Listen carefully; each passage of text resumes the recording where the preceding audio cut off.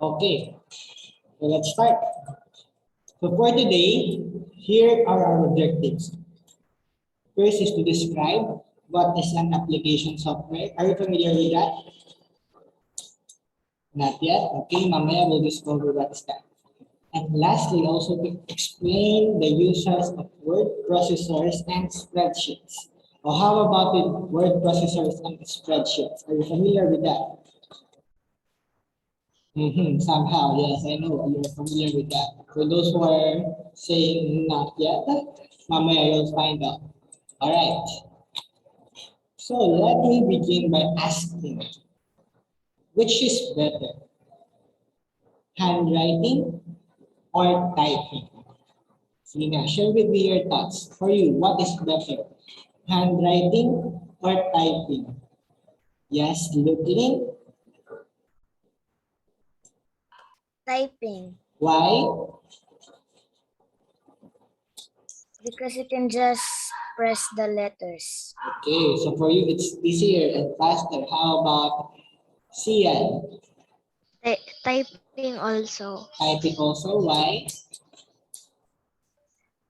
because I like typing. Okay, because you like typing. Okay, how about Catherine? I like handwriting Handwriting for you. Okay, why handwriting, Catherine?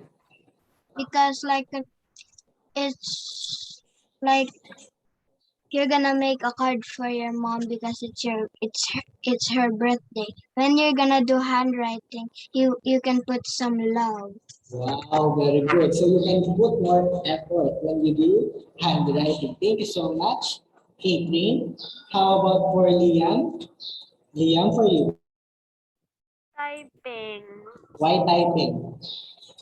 because it's more easier than handwriting because I don't know how to, and you can copy and paste stuff.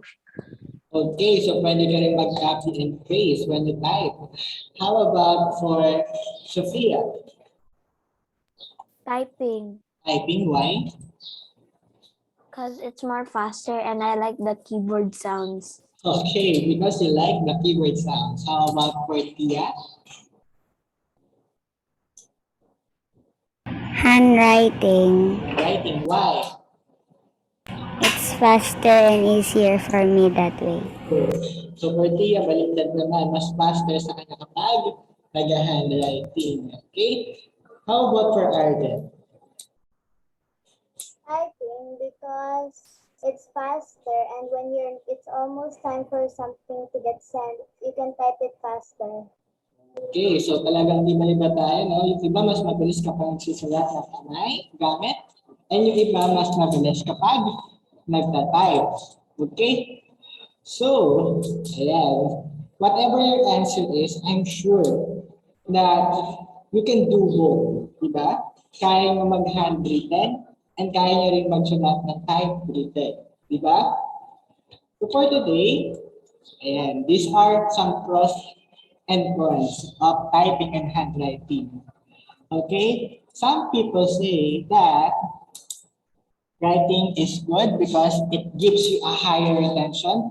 So, ibig sabihin kapag nagsusulat ka habang nakikinig ka sa teacher mo, it helps you to remember what you are writing and what you are listening to. Okay. And it also strengthens the conceptual learning. It helps you to have better comprehension and it enhances your focus. But it's bad because most people write slower. Mas maraming tao yung mabagal magsulat. And minsan kapag nagsusulat tayo, less accurate and organized yung nagiging notes natin. Kasi nga, madalas, pag nag-note taking tayo, di ba, nagmamadali tayo, ano, mabilis yung sasabi ng teacher. So, minsan mali-mali, minsan ang pangit, di ba? For some people, typing is good because it's more organized and clean. Also, mas madali siyang i-share, di ba? Pwede mo i-copy and paste. Tapos, easier to fix and edit. Hindi magiging madumi yung work mo kasi pindutin mo lang yung backspace or delete. Pwede mo nang palitan yung mga mistype mo. And most people, syempre, type faster. Kaya sabi ko, rare, yung mga mas mabilis na magsulat kaysa sa mag-type. But, it's bad because there are more distractions when you type. You can have lesser retention, and it has a lower conceptual learning. Okay. So that's just some of the pros and cons of typing and writing. So today, we will be talking about what is a application software. All right. So this is something, sabi nyo kanina, hindi kayo familiar, right? Okay, so titingnan natin kung talagang hindi pa kayo familiar dito. Because most of the time, most often, we are using something na hindi natin alam, yun pala yung tawag doon. So let's find out, what is an application software? Kindly read, Sachi.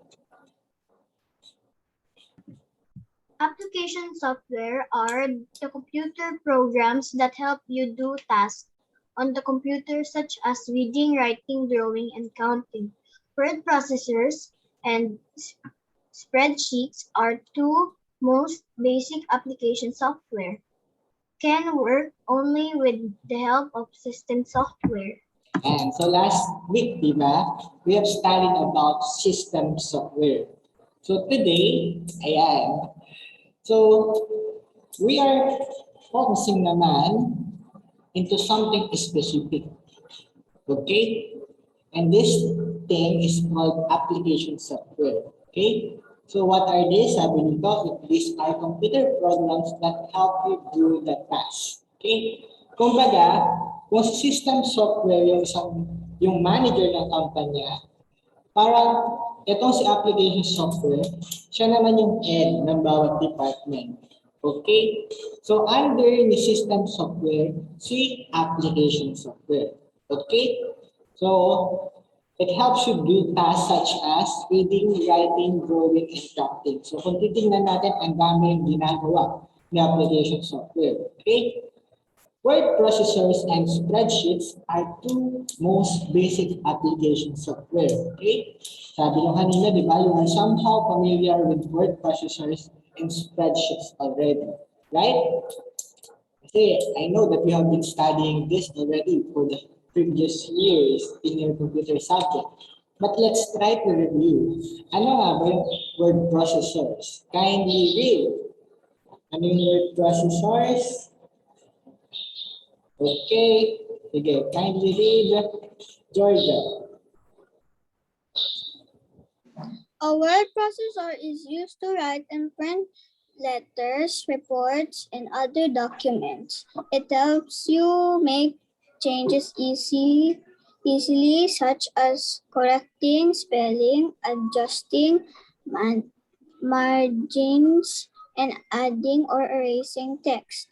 Once created, documents can be printed out quickly and accurately. It can also be saved for changes you might want to do later. Alright, thank you so much, Georgia. So yan. So actually, among those two, ito yung pinaka-common, yung word processor. And syempre, yung pinaka-basic example natin dyan is yung Microsoft Word. Who among you have used already Microsoft Word? Ayan, di ba? Syempre, halos lahat. Naging suki na ni Microsoft Word. Kasi nga, that's the most easy way in order for us to print something out of the computer. And teacher, also most computers come with Microsoft Word. Yes, of course. Pero kailangan pa rin, as much as possible, may license yung Microsoft Office na gagamitin nito. Okay? Huwag yung trial version. Alright. So many word processing softwares are called WYSIWYG, which means what you see is what you get packages.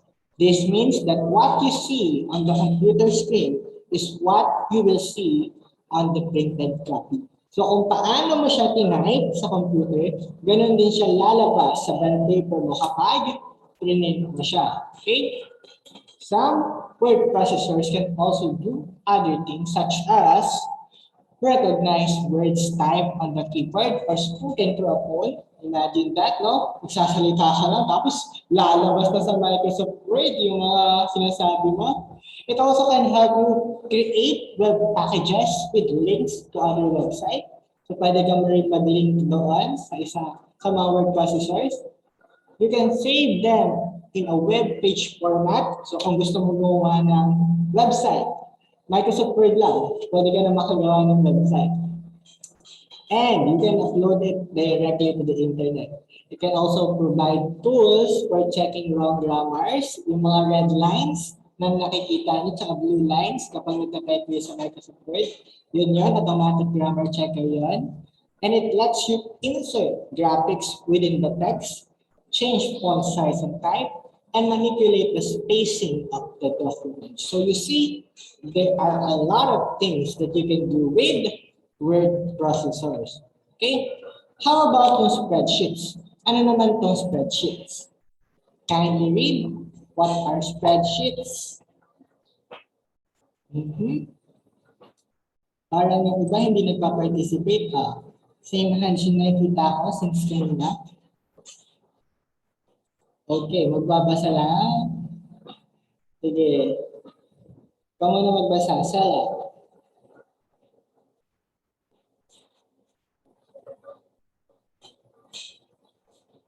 Sala. Spreadsheets. A spreadsheet software lets you work with numbers using columns and rows. This way, you can organize information neatly.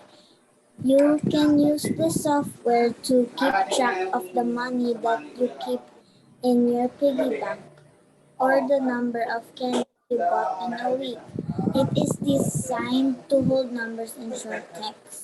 Okay, so ito namang spreadsheets natin, they are usually used for inventory. Okay, when you say inventory, you are recording something that is with numbers. Okay, kaya katulad na sabi dito, yeah, you can use this software to keep track of the money that you keep in your piggy bank or the number of candies you bought in a week. Okay? You can also use this to list the tasks that you need to do for a week. Okay? Para makita mo yung mga na-accomplish mo at mga kailangan pa tapusin. Okay? Very useful yung spreadsheets, especially when you are computing numbers. Okay? We will find out more about that in our latter quarters. Okay? The spaces that hold data are called cells. Each cell is labeled according to where it is placed in the spreadsheet. For example, A1, A2, A3. This label is called cell address. Okay? Okay, the letter in the address represents the column, the part that goes from top to bottom, while the number in the addresses represents the row, or the part that goes from left to right. Okay? Malinaw sa atin yung row at yung column. Baka namimiss na natin itong marinig kasi sa face-to-face classes natin, di ba? Naririnig natin lagi yan. Row 1, pass your paper. Row 2, faster. Di ba? Wala na tayong ganun dito. So yeah, dito na lang tayo merong rows and columns sa spreadsheets. Okay? So yan yung example ng spreadsheet. Okay? Ayan. Kung nakikita niyo ito yung tinatawag natin cell. Tapos ito yung tinatawag natin na cell address where you can see the intersection of the row and the column. Okay? So anong column niya? It's column A. Anong row niya? It's row 1. So sa cell address, you can see there that there is row, cell A1. That's what it is called. Okay? And kapag may mga formula na yan, kung may mga numbers na yun and everything, lalabas yan dito sa formula bar na tinatawag natin. Okay? So again, we'll go further into this sa ating mga later discussions. But for now, overview lang muna tayo. Okay. So most people use the cells for numbers and computing. You can also format the information when you need to. Pwede mo rin baguhin yung mga input mo. And you can even make graphs and import data from other applications. Yeah. So that's how useful a spreadsheet is. Okay? Sino naman na sa inyo nakasubok na gamit ng spreadsheets or yung Microsoft Excel? Okay, meron na, pero konti pa lang. Okay, very good. Alright, hands down. So to sum it up, application software helps us to do common tasks on the computer such as reading, writing, drawing, and counting. Two of the most common kinds of application software are what we call word processors and spreadsheets. They help us work on information easily, and they help us also to organize our files and data quickly. Okay? Are there any questions regarding our discussion? Are there any clarifications or violent reactions? Okay, we ended earlier than I expected, no? So parang hindi kayo late. So I'm glad that we are early. We still have time for this. Ayan. So time for action. Okay. So instead of doing this on your notebook, I want you to type your answers on chat. Okay, for each number. Okay. So you will just write W or type W. If you should use a word processor to create and edit the document given in each number. S, if you will use a spreadsheet, and WS, if you will use both. Okay? Are you ready for this activity? All right, so let's begin. Number 1. Again, type lang WS at saka WS. WS at WS. Okay, number 1. A poem for an English class. Type in your answers. Ready, go. Wow, wow, wow. Okay, so I think it's very easy for all of you because everyone got the correct answer, and the correct answer is W. It's word processor. Next, number 2. A short story for the school paper.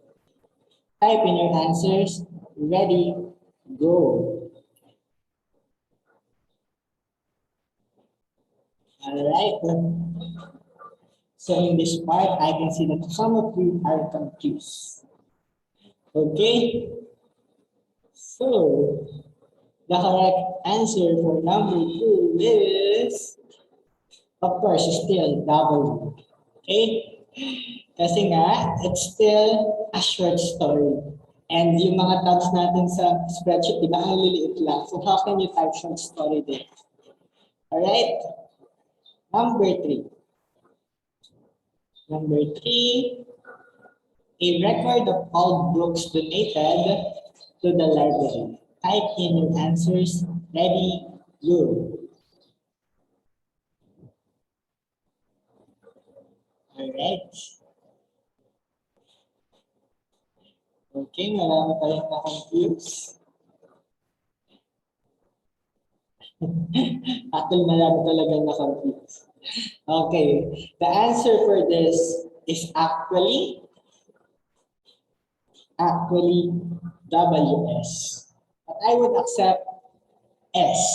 Okay, since it's a record, di ba, of all books. Pero pwede rin kasi word processor kasi you can list it down there sa word processor. Yun nga lang, mas organized siya kapag ginawa mo sa Microsoft Excel or sa spreadsheets. Okay, number 4, a tally of votes.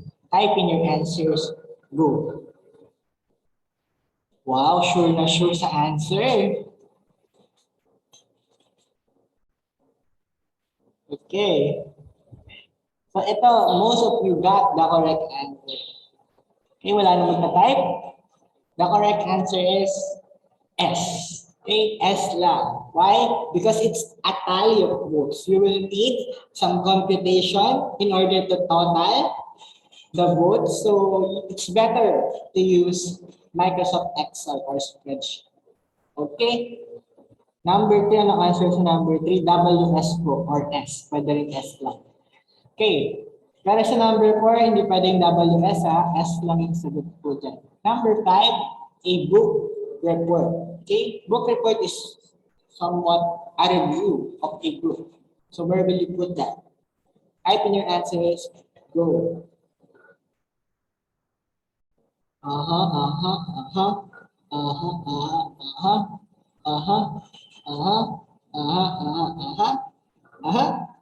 Okay, stop now. The correct answer is W. Okay, again, it's a book report, so it's essay. So you need to type it on a word processor. All right. Next number 6. A web page on different sources of energy. Type in your answers. Go. So web page, it's a research. So what will you use?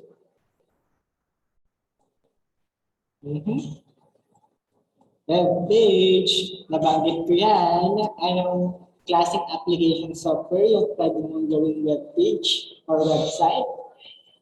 It's the what? Okay, start typing now.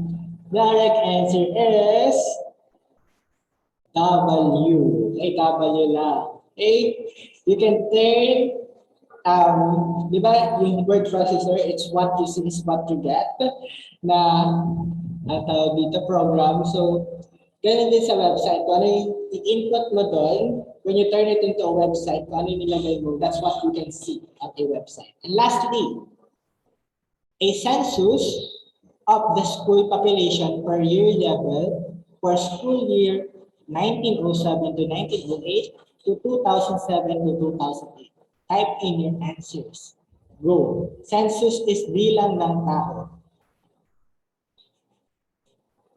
Okay, I already said that to you.